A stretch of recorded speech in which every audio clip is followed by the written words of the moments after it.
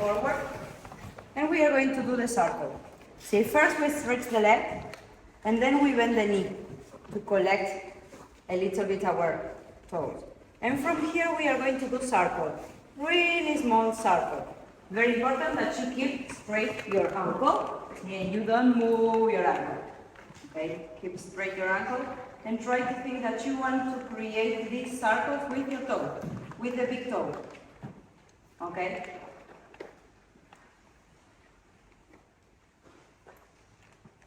Hips down, the standing leg goes down. Okay? Not here. Sit on your feet. Try to feel that you are sitting on your feet. Don't be afraid that you are going down with your bottom. Then it's going to be shoulder, wrist, and hips. Hip, standing leg. It is not like this association and we never get engaged the lower body. At the moment that we feel the dorsal feel the wrist, hips, standing leg. See? This is the only way that we can do Calesita. Otherwise,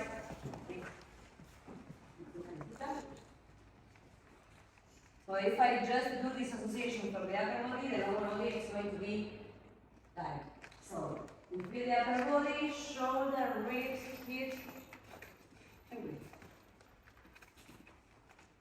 wrist. Pues, today can you make exhibition with him? Thank you.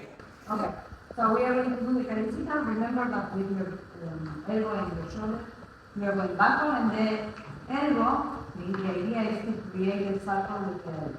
And then with your standing leg, you are going to bend with the standing leg and the hip. And from here you are starting to do circle. Don't move your ankle, please. And your feet are going to the opposite side, not where he goes. Otherwise you will touch him every time. And then, at the end, I don't think use my left hand on my left chest. I use my right hand to put the leg from me, and then You embrace each other and then you start.